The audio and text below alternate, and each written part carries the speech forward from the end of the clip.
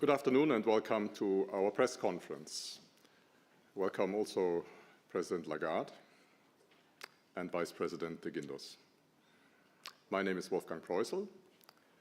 We are joined by journalists via live stream. If they want to ask a question, please turn on your cameras and your microphones. And with that, I hand over to President Lagarde, please. Thank you very much, Wolfgang, and good afternoon, good morning to all of you. The Vice President and I welcome you to our press conference. The Governing Council today decided to lower the three key ECB interest rates by 25 basis points. In particular, the decision to lower the deposit facility rate, the rate through which we steer the monetary policy stance, is based on our updated assessment of the inflation outlook, the dynamics of underlying inflation, and the strength of monetary policy transmission. The disinflation process is well on track. Staff see headline inflation averaging 2.4% in 24, 2.1% in 25, 1.9% in 26, and 2.1% in 27 when the expanded EU emissions trading system becomes operational. For inflation excluding energy and food, staff project an average of 2.9% in 24, 2.3% in 25, and 1.9% both in 26 and 27. Most measures of underlying inflation suggest that inflation will settle at around our 2% medium-term target on a sustained basis. Domestic inflation has edged down but remains high, mostly because wages and prices in certain sectors are still adjusting to the past inflation surge with a substantial delay. Financing conditions are easing as our recent interest rate cuts gradually make new borrowing less expensive for firms and households. But they continue to be tight because our monetary policy remains restrictive and past interest rate hikes are still transmitting to the outstanding stock of credit. Staff now expects a slower economic recovery than in the September projections. Although growth picked up in the third quarter of this year, survey indicators suggest it has slowed in the current quarter. Staff see the economy growing by 0.7% in 24, 1.1% in 25, 1.4% in 26, and 1.3% in 27. The projected recovery rests mainly on rising real incomes, which should allow households to consume more and firms increasing investment. Over time, the gradually fading effects of restrictive monetary policy should support a pickup in domestic demand. We are determined to ensure that inflation stabilizes sustainably at our 2% medium-term target. We will follow a data-dependent and meeting-by-meeting approach to determining the appropriate monetary policy stance. In particular, our interest rate decisions will be based on our assessment of the inflation outlook in light of the incoming economic and financial data, the dynamics of underlying inflation, and the strength of monetary policy transmission. We are not pre-committing to a particular rate path. The decisions taken today are set out in a press release available on our website. And I will now outline in more detail how we see the economy and inflation developing, and will then explain our assessment of financial and monetary conditions. Looking at the economic activity. The economy grew by 0.4% in the third quarter, exceeding expectations. Growth was driven mainly by an increase in consumption, partly reflecting one-off factors that boosted tourism over the summer, and by firms building up inventories. But the latest information suggests it is losing momentum. Surveys indicate that manufacturing is still contracting and growth in services is slowing. Firms are holding back their investment spending in the face of weak demand and a highly uncertain outlook. Exports are also weak, with some European industries finding it challenging to remain competitive. The labour market remains resilient.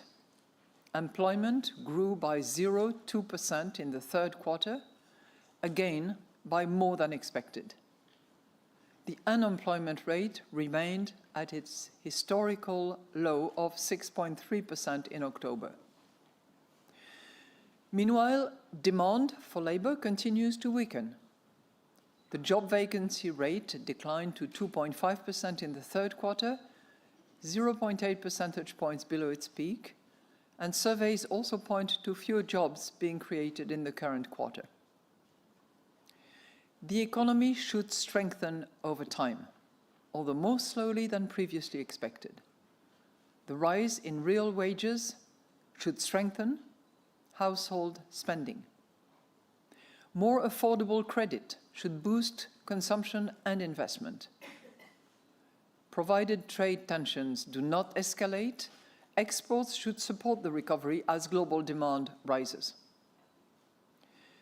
Fiscal and structural policies should make the economy more productive, competitive, and resilient. It is crucial to swiftly follow up with concrete and ambitious structural policies on Mario Draghi's proposals for enhancing European competitiveness and Enrico Letta's proposals for empowering the single market. We welcome the European Commission's assessment of governments' medium-term plans for fiscal and structural policies as part of the EU's revised economic governance framework. Governments should now focus on implementing their commitments under this framework fully and without delay. And this will help bring down budget deficits and debt ratios on a sustained basis, while prioritizing growth-enhancing reforms and investment. Turning now to inflation. Annual inflation increased to 2.3% in November, according to Eurostat's flash estimates, from 2% in October. The increase was expected and primarily reflected an energy-related upward base effect. Food price inflation edged down to 2.8% and services inflation to 3.9%. Goods inflation went up to 0.7%. Domestic inflation, which closely tracks services inflation, again eased somewhat in October, but at 4.2%, it remains high. This reflects strong wage pressures and the fact that some services prices are still adjusting with a delay to the past inflation surge. That said, underlying inflation is overall developing in line with a sustained return of inflation to target. The increase in compensation per employee moderated to 4.4% in the third quarter from 4.7% in the second. Amid stable productivity, this contributed to slower growth in unit labor costs. Staff expect labor costs to increase more slowly over the projection horizon as a result of lower wage growth and higher productivity growth. Moreover, profits should continue to partially offset the effects of higher labor costs on prices, especially in the near term. We expect inflation to fluctuate around its current level in the near term, as previous sharp falls in energy prices continue to drop out of the annual rates. It should then settle sustainably at around the 2% medium target.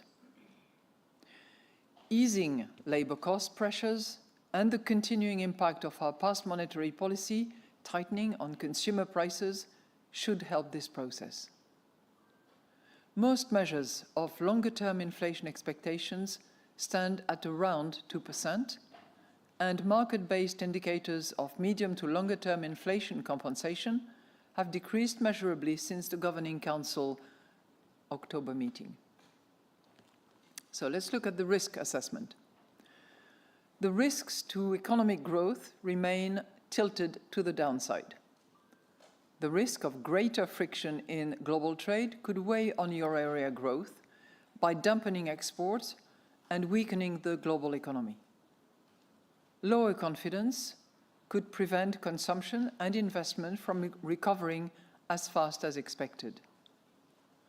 This could be amplified by geopolitical risks such as Russia's unjustified war against Ukraine and the tragic conflict in the Middle East, which could disrupt energy supplies and global trade. Growth could also be lower if the lagged effects of monetary policy tightening last longer than expected. It could be higher if easier financing conditions and falling inflation allow domestic consumption and investment to rebound faster. Inflation could turn out higher if wages or profits increase by more than expected.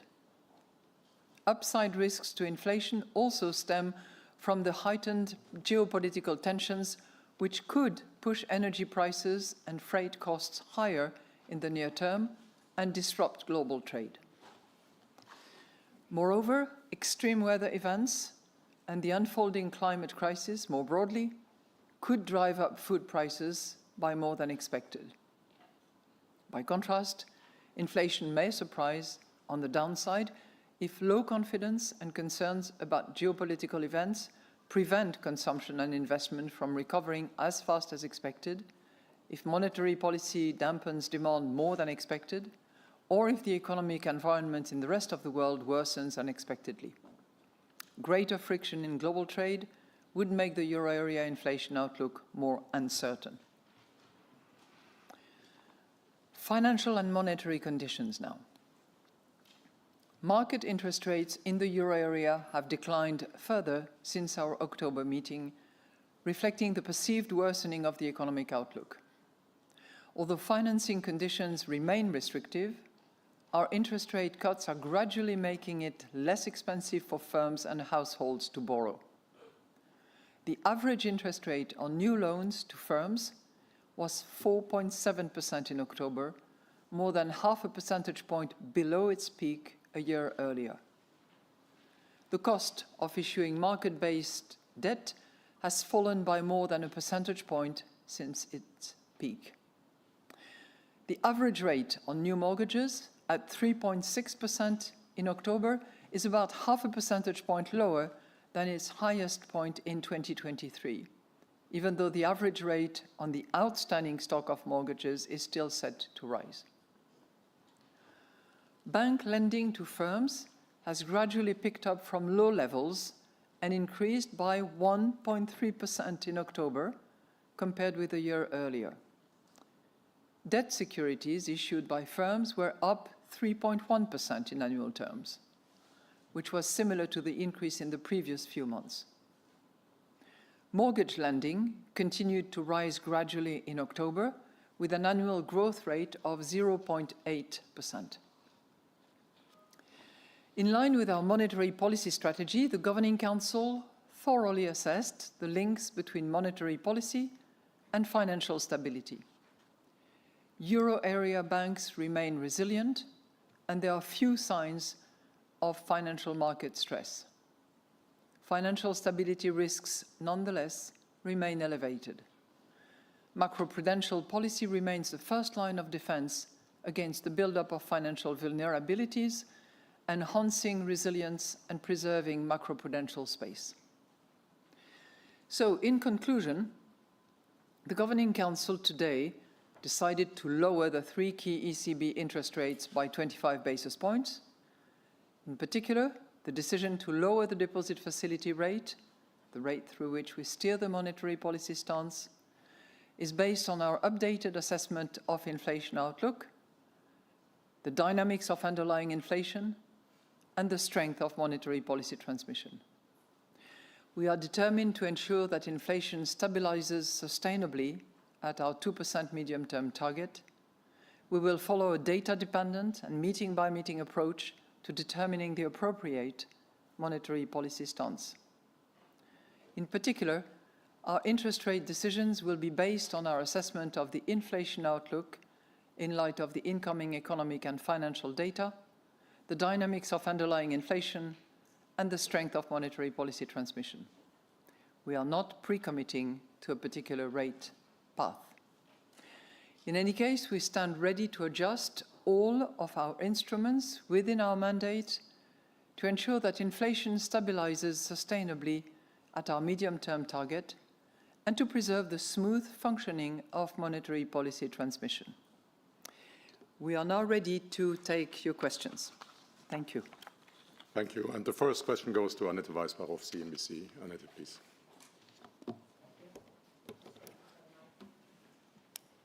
President Lagarde, I have two questions. Thanks, first of all, for taking them.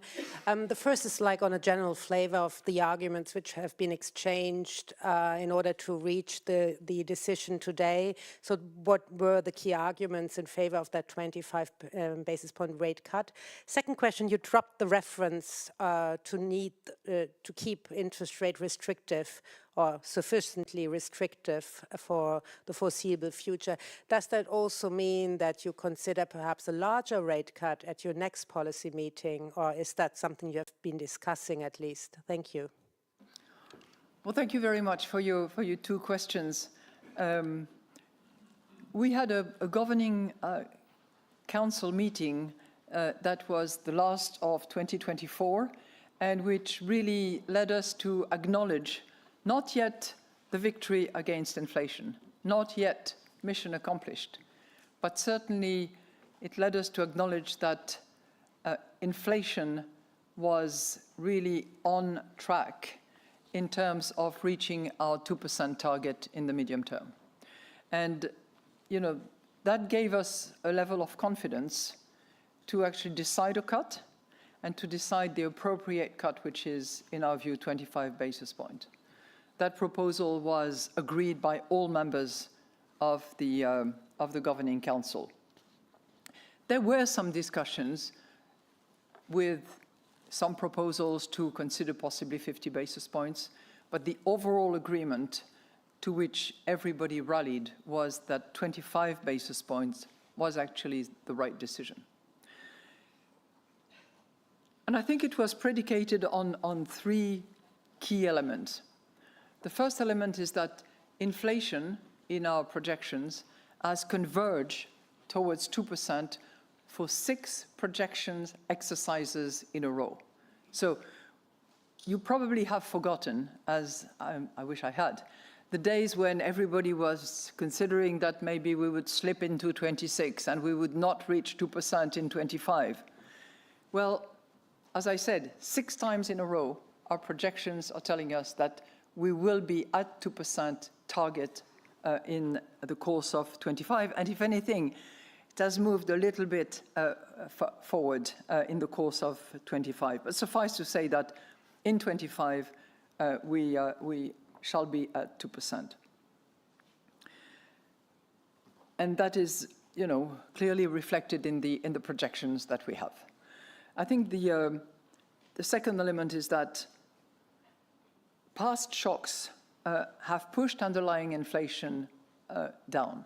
If I look, for instance, at wages, if I look at profits, and you remember the discussion that we had many times about the buffer that profits could exercise to absorb additional labor cost. Well, we are actually seeing that reality unfolding, and the projection for compensation, whether we look at the wage tracker, whether we look at compensation per employee, whether we look at the vacancy ratio, all of that is pointing in the direction of wages gradually, in the course of 25, reaching a percentage increase that is compatible with our 2% target.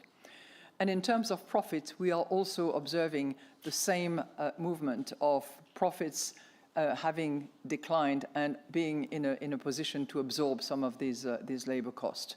Productivity, we are beginning to see also a little bit more promising numbers. So those 3 components, wages, profit, productivity, also heading in the right direction. And I think The third element that we took into consideration and that led us to this decision is that, risk to inflation is not two-sided, clearly. And that led us to, number one, making the decision that we've made, but also removing the reference to restrictiveness that you have mentioned. And by that, I'm also addressing your second question by the same token. But having said all that, we still have service inflation, which is running high. And if we look in particular at domestic inflation, we are still at 4.2%. And service inflation has hedged down a little bit from 4 to 3.9, but it is still resistant. And we would really want to see a change in the composition of inflation to feel totally confident that we are really almost at target. Thank you. And the next question goes to Corentin Chaperon of Reuters here in the front row. Thank you. Just a quick question, coming back to inflation. How do you see risks around the inflation target? Do you feel the risk of undershooting is higher than the risk of overshooting? And could you give us a sense of those what those risks are? The risk to inflation are clearly stated in our monetary policy statement. And as I have said, they are more two-sided than they were before. And that's really the analysis that we have about risk to inflation. That's how we look at it. Thank you. And the next question goes to Jana Rando of Bloomberg. Jana, please. Hello, good afternoon. Thanks for taking my questions. I'm wondering, when you changed that language on the need for restrictive policies, you must have had a debate about the neutral rate in one way or another, and I'm just wondering if you can fill us in a little bit on that debate and maybe share how far you think and the Governing Council believes current policy settings are from those neutral levels. And the second question I have is that after what the market has heard so far, it is now pricing a larger 50 basis point cut for January. And I'm just wondering if, you have any thoughts on that. Thank you. No, I don't really think about that. But I would simply observe that that was the case also a few weeks ago, and things change over the course of time, depending on data, depending on assessment of the situation. And this is exactly what we are going to do. We will continue to be data dependent. We will continue to decide meeting by meeting. We will continue to not have a pre-committed path downward. But it will be, again, based on the three criteria that we have flagged and that I have repeated at least 3 times in this monetary policy statement. I will not inflict a third repetition of that. That's what we will do.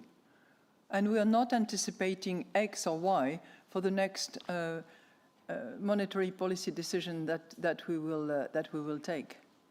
A lot is going to be clarified, we hope, in the next few months, not in the next few weeks. If there is, one thing that we discussed in the last 2 days, it's the level of uncertainty that we are facing, and whether it's uncertainty resulting from political situations in some of the member states, whether it's uncertainty resulting from, excuse me, from the outcome in terms of policies of the US elections. All of that is largely a question mark, because there is a distance between the words and the action taken. I come to you with the neutral, but I just have a sip of water because my throat is not helping. So, neutral, what I would really recommend is that you go back to this publication that we had approximately 1 year ago, which really discusses the tools and the method that we all try to apply in order to determine something that cannot be determined with great precision, particularly in advance. And those methods, are based on either the either inflation, financing, savings, economies. And this is what is done by our staff very ably. But have we discussed the neutral rate in the last couple of days? No.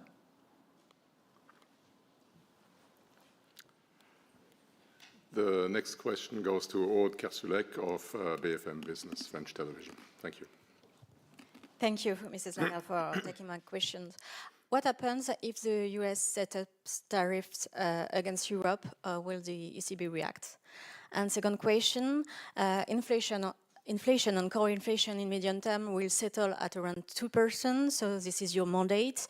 Do you think it's time now to focus on improving the domestic demand and growth that are both low, whereas the American economy is vigorous? Thank you.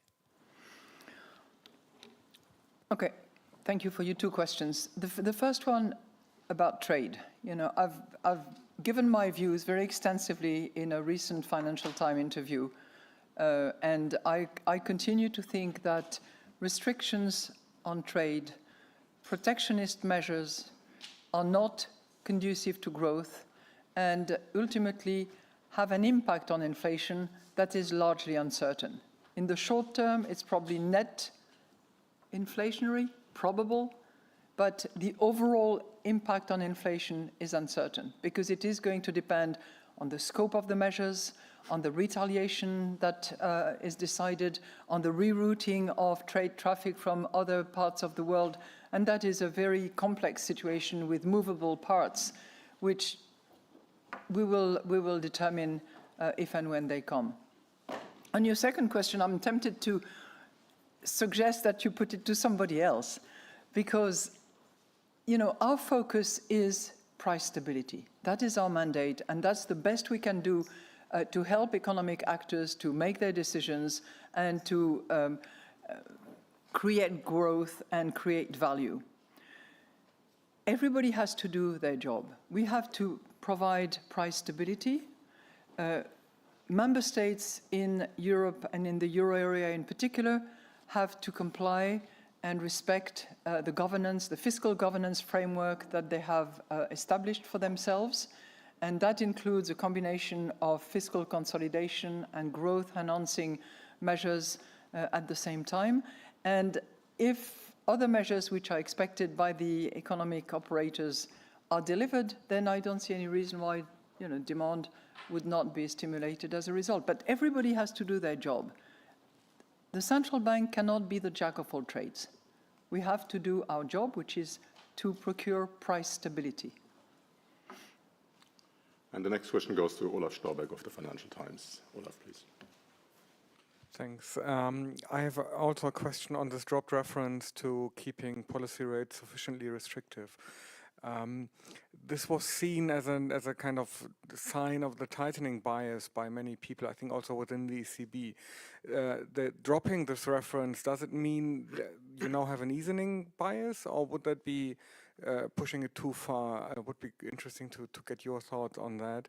And my second question would be on the staff projections. I think in September, the minutes showed that when the projections were presented, there was already a concern that they might be too optimistic because of kind of things that had happened between the cutoff and the meeting. Has this been the case again this time? And did you discuss how to respond to kind of in a scenario that those projections turn out to be too optimistic?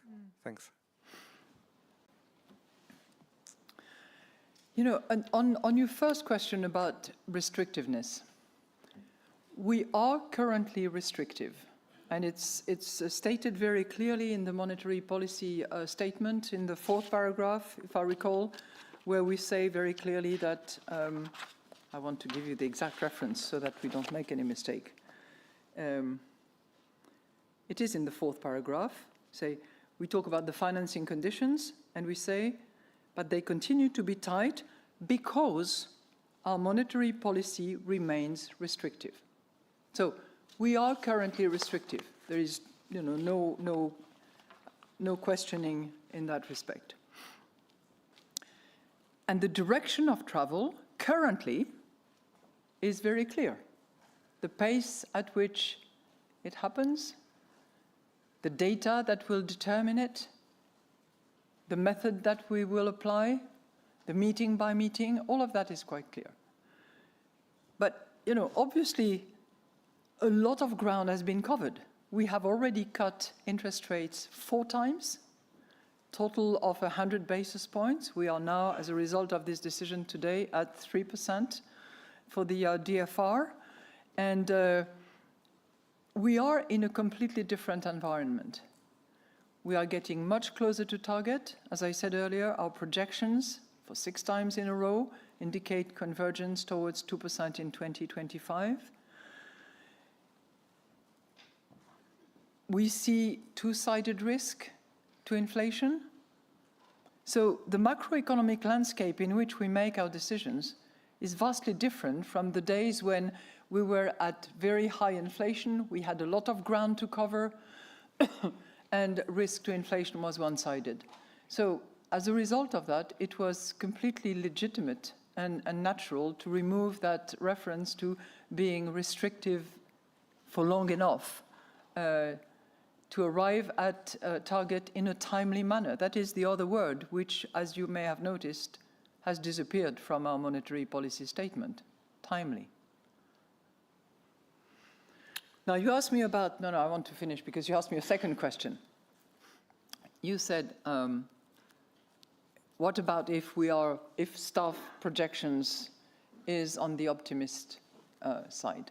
First of all, I think that they do those projections with a great sense of integrity and loyalty to the facts, to what is unquestionable, and they apply the best judgment that they can in the work that they do. So I have no reason to doubt their projections. The element which has changed and which has been reinforced, as you will have noted also in the monetary policy statement, is the downside risk, particularly downside risk to growth, which is more elaborate in the wording of the MPS. And I think that that's a way to indicate that given the uncertainty that we have in abundance, it is also the right approach to beef up the risk measurement. The next question goes to Isabella Bufacchi of Il Sole 24 Ore. Isabella, please. Good afternoon, and thank you for taking my questions. My questions are on PEP and on TPI. Now, on PEP, you will not have anymore the flexibility of reinvesting the redemptions coming due at the PEP portfolio. And you used it to counter risk to the monetary policy transmission mechanism. So what do you think will be this impact of ending these reinvestments by PEP?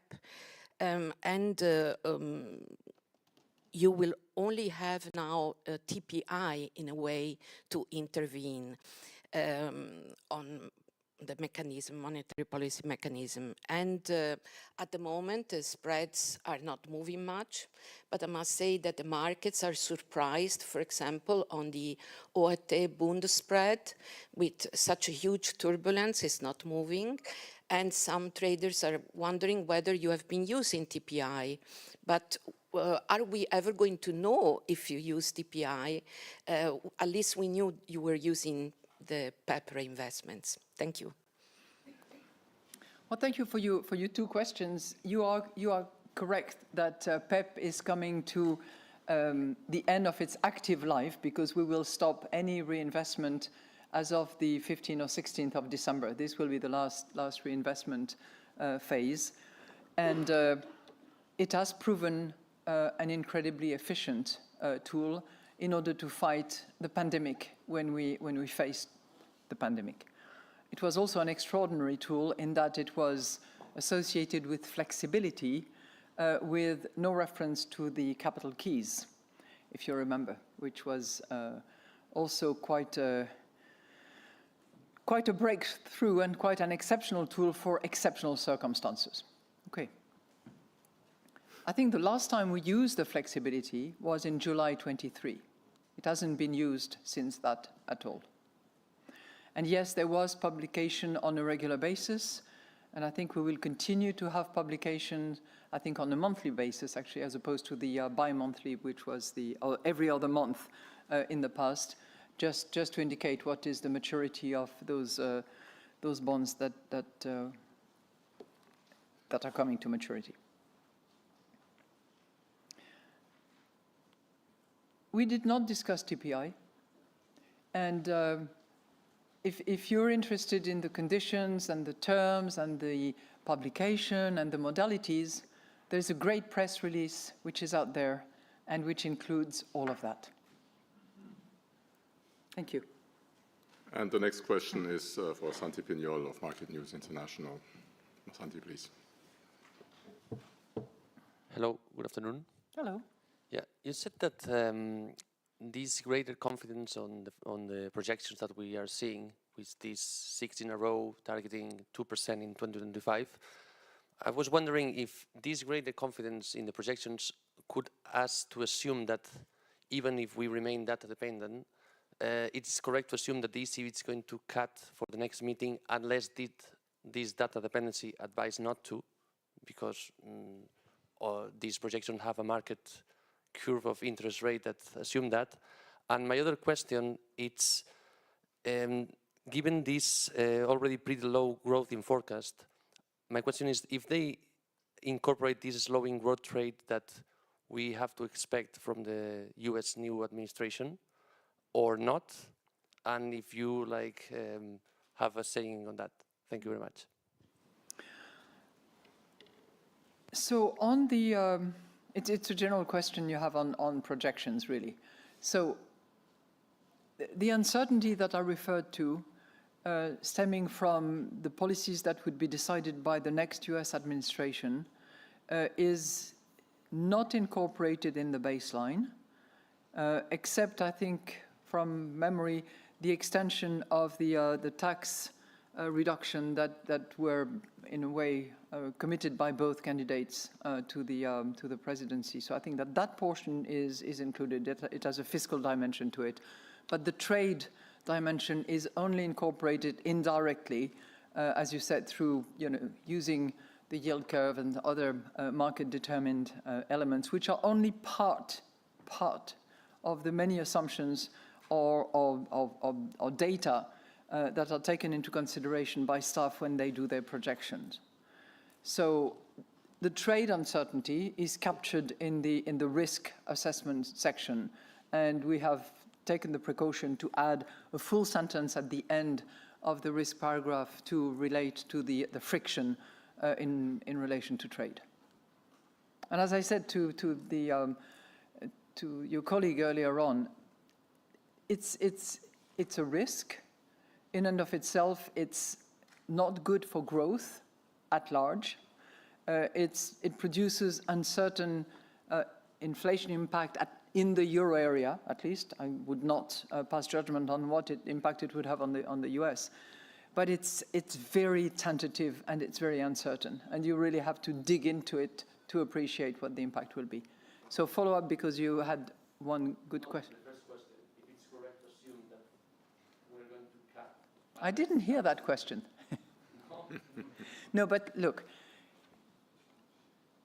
I think you should appreciate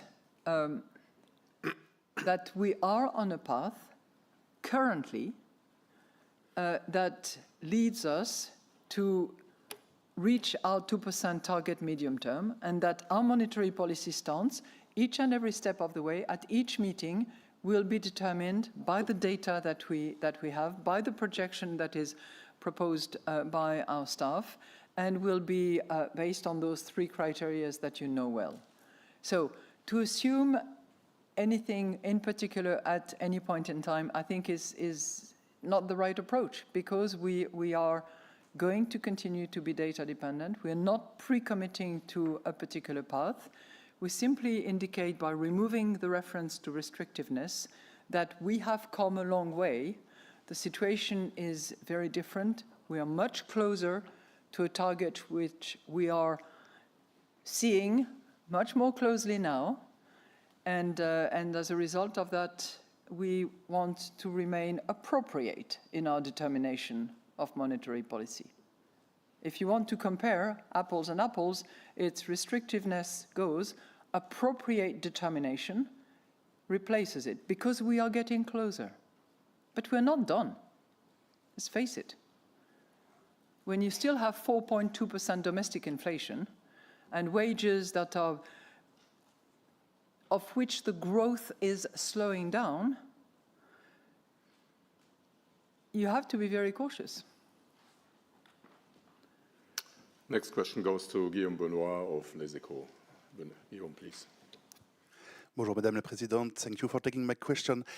Could you please elaborate on, as you put it, the political instability in certain member states put the reaching of the goal at risk, and how the ECB can react to it? Well, thank you very much for your question, but I don't comment on any particular member state. I was simply referring, and I refer again in response to your question, to the uncertainty that is stemming from the lack of budget submission by several member states. If you ask me the list, I will be happy to procure it. But there are at least 4 of them that are either operating on the basis of an old budget from 24 or 23, or that simply do not have it yet. So uncertainty about budget, which makes the fiscal projection a little bit complicated. You know, uncertainty about the actual political evolution, depending on elections, appointments, or whatever, in several member states. So that is a self-inflicted uncertainty that we have nothing to do with, but which is caused by the current political situations. Things will, again, probably come to resolution, and we will see better the economic consequences of those decisions. Clearly, there are elections coming up in the first quarter of 25, and hopefully decisions being made much earlier than that for other member states. And the next question goes to Andres Stumpf of Expansion. Andres, please. Thank you. Is it working? Yeah. Good afternoon. I know that you don't target the exchange rate, but if euro goes again below... It's great because you give me the answer already. Yeah, but inflation-wise, would it be an extra concern if euro goes below parity? And the second question, going back to the restrictiveness or not of the monetary policy, it seems that it remains restrictive, but I was wondering if you could point out if it is still very restrictive or just slightly restrictive, because different members have stated different views in these terms. Thank you. You know, on your latter question, I'm off to Vilnius on Sunday night, and I will give a speech on those issues in particular on Monday. So I strongly encourage you to look at that speech. I know you do, so I feel very comfortable referring you to that. But it really dissects in great details this issue of how restrictive and and the sort of the direction forward. On the exchange rate, you answered. You gave half the answer. By saying that we do not target exchange rate, and I repeat that gladly. And obviously, exchange rate and variations have an impact on inflation, and we are attentive to that. And we will continue to be attentive to that in the next few weeks and months. The next question goes to Minami Takeru of the Japanese news agency Nikkei. Minami, please.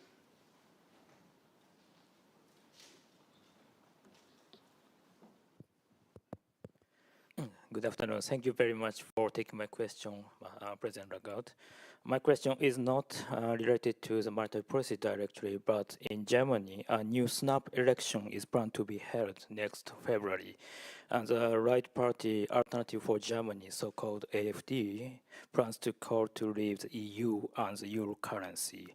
The argument is not new, but it seems the support for this party will be strong in this election.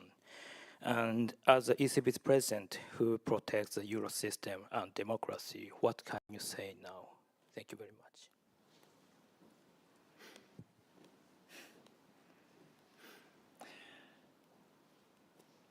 Well, the European Union was founded by the founding member states, one of which was Germany.